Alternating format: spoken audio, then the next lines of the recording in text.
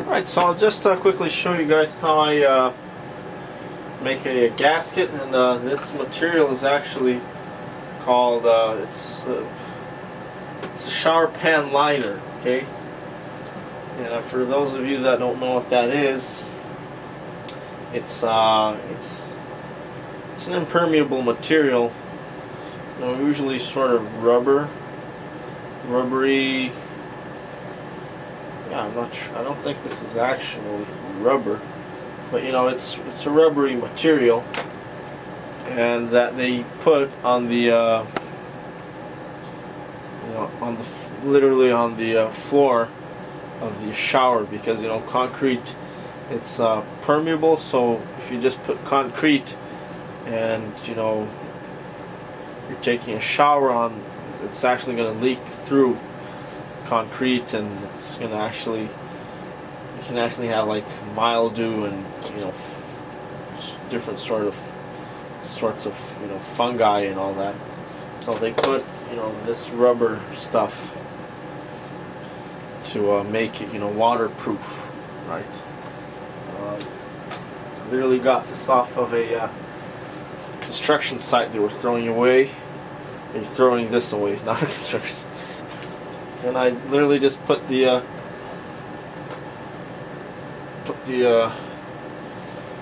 housing on top of it like that.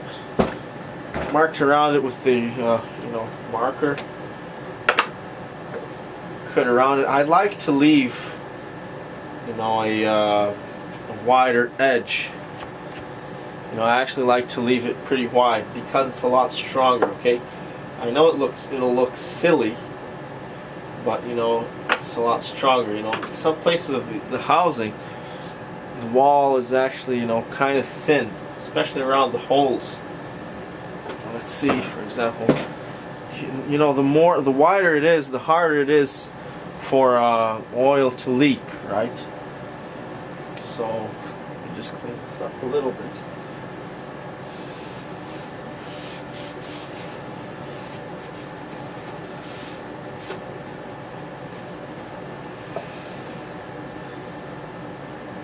So actually here it's pretty wide, but actually here it is kind of narrow.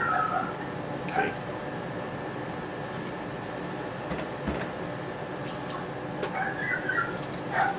Then just mark the holes.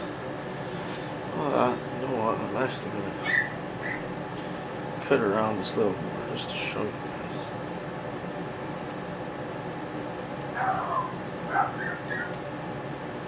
It's also easier to deal with, you know, a wire gasket. If it's really thin, then it's kind of flimsy, you know. Best if you have a good mark.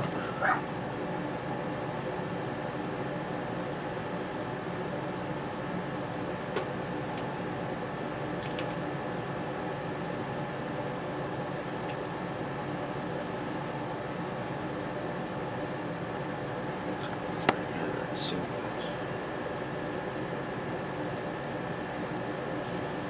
does work well, guys. I know people out there say, "Oh, you're using a shower pan liner? Oh, it's gonna leak." No, it doesn't leak, guys. I've used it. I mean, if you want to buy yours, go ahead and do that. I'm using this, you know. I actually even use this for the oil pan. When you're cutting circles, there's a few methods you can use, but when you're cutting the circles, if you're using a knife like me, don't try to cut it round. You have to sort of cut an octagon, you know. Just cut it in little straight line segments.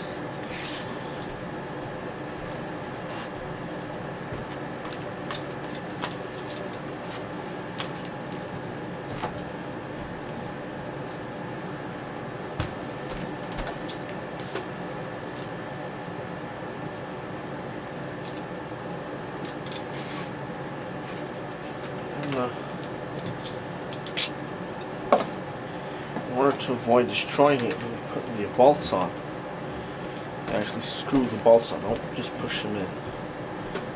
Can't usually do that anyways.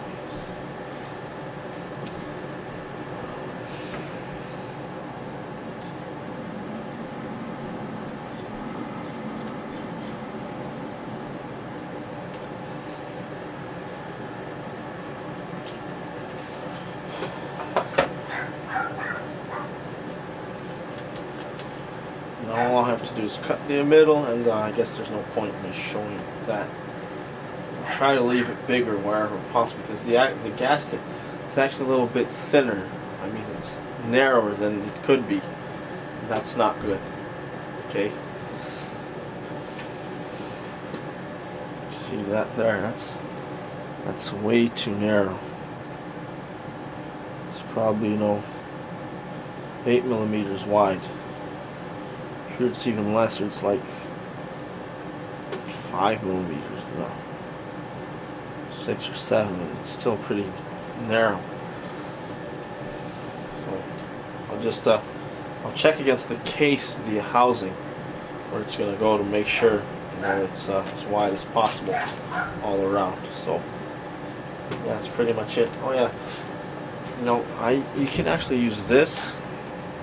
Unfortunately, the biggest hole here was actually too small, so I just used it for the center, just I guess to mark it. Didn't really work because this one's too small, but it actually works pretty nice, even with rubber. I mean, this is pretty heavy duty. This one, just listen to that. Look, you just switch to the size you want. In my case, the biggest size here is 4.5 millimeters. That's way too small, fortunately, but it does work. I'll just show you here. Okay. Just cuts a perfect hole.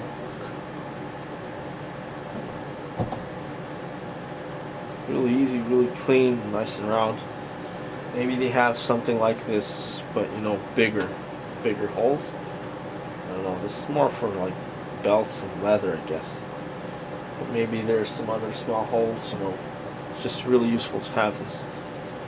So I guess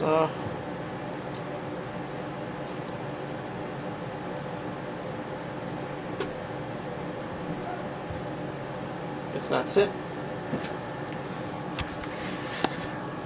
Talk to you later.